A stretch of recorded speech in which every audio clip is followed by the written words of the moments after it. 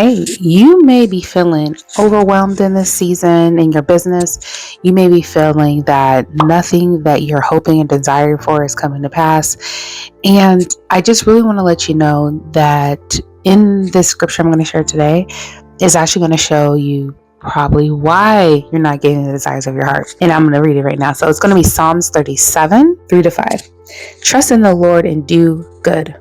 Dwell in the land and enjoy safe pasture. Delight yourself in the Lord, and He will give you the desires of your heart. Commit your way to the Lord. Trust in Him, and He will do this. Now, it's telling us that delighting yourself in the Lord is the key to having the desires of your heart. Now, a lot of times people think, the enemy's after my stuff. No, he's actually after your joy, because when you do not have joy, you don't get the desires of your heart. You just keep seeing more of the same.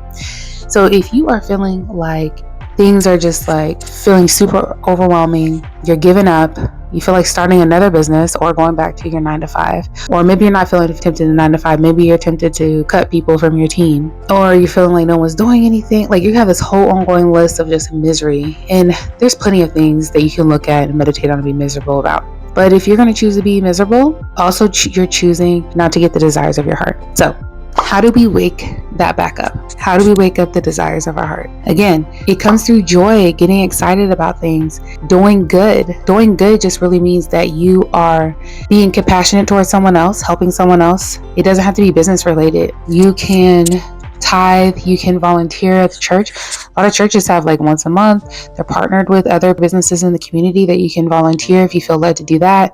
You can increase your offerings at church. You can spend more times or volunteer at your children's school. And that is allowing you to start to see outside yourself. Because a lot of times we lose joy is because we're feeling the pain of it. We're feeling the pain of not getting consistent clients. You're feeling the pain of not getting consistent income. You feel the pain of maybe projects are below deadline, or you're feeling the pain of over delivering and now you're feeling stuck with like vendor bills and, just things that could cause frustration, right? And delighting yourself in the Lord doesn't mean that you don't see things that you should be working on. Okay.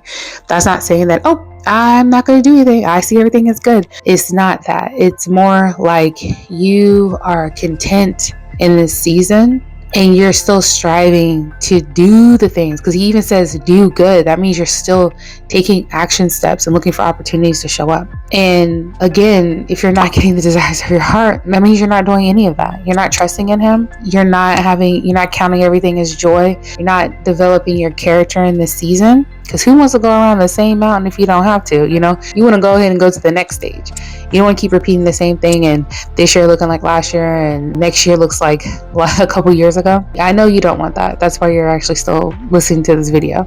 So the key is to start to delight and praise and get excited, stating the opposite of what's happening, getting excited. Because this would be silly, right? Have you ever, like your child, if your child gets in trouble, no, because we love our children, right? But if you've seen someone that you cared about, maybe a friend or someone that works with you, and you see that maybe they've done something to you, right? And you have to take something away from them, or they lose privileges or something like that from something you guys are doing. And if they get in trouble for it, you expect them to sulk and stuff. You would be actually offended if they were laughing and being happy and, and joyous. That's kind of like how the enemy is. I mean, he's not our friend, but he gets really confused and angry when he feels like you think you're punished. He wants you to act accordingly to that. He wants you to feel, shoulders hunched over and like, he wants you to complain to everyone, because if you're complaining, no joy and praise is coming out your mouth at the same time, right? You only can fit one word out of your mouth, per time you're talking. And so you're saying one word, I'm saying one word, and it's coming out one word at a time. And so he knows if he can get you focused on complaining, you're not going to get the desires of your heart. You're not going to be joyful. You're not going to be excited. You're not going to want to do good. You really want to just stay home and nurse your wounds and blame or say, there's nothing for me. He really wants you to say that because you can't do good when you're in pain. You feel like you don't even have a choice because the pain is so great. Whatever the discomfort is, it feels so great at the time that you are just like, whatever about anybody else. You may even go into a zone of where You're done, dealing with people, just because you've had some experiences, instead of counting in joy and delighting yourself in the Lord. And when you do praise, it confuses the enemy. He'll say, wait a minute, you're supposed to be feeling punished and doubt. I thought I already had you. And he'll be upset about that, because he knows on the other side that you're going to get the desires of your heart. And when you get the desires of your heart, other people see that, then they also get excited, right? And then it's like a cycle. And then he doesn't want that. So he wants you to focus on misery. He wants you not to trust God. He wants you to doubt. He knows doubt that actually adds some more of the heaviness than anything. Is doubting that it's going to get better, doubting that this is for you, doubting that this is your season, doubting that you'll make the right collaborations, doubting that these programs aren't going to work for you, which we know in the reality, which I always love to say, is that you have to accept that this path that you're taking, you have to accept it. You have to commit to it. He even says, commit your ways to the Lord. You do have to commit to your business. And you have to have such certainty, that's where trust is, have such certainty that this is going to work for you and is working for you, right? It's already in motion. You just don't always see the plant the same day you plant it, the seed, right? You don't see it unless you go to Home Depot and you buy one of the avocado plants that never produce. No, I'm just kidding. But no, if you have the plant and you put it in, sometimes it doesn't even produce fruit, like just the plant itself. Say that you do get a plant, you plant it, and a lot of times you have to take care of it in the house before you can plant it outside, depending on the temperature, when the season's supposed to plant outside. And so it's all those factors that play in that a lot of times you're ignorant about. And you have to be okay that you're ignorant about it until you come around the right person at the right time, but you're already going to be on that path.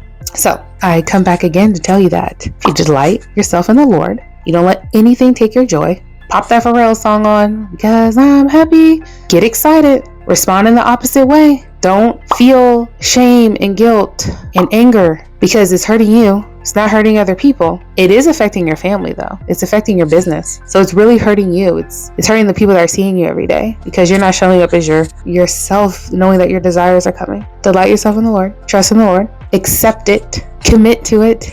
And have such certainty that this is the season for you in your business growth, love, and relationships. That is always a season for you.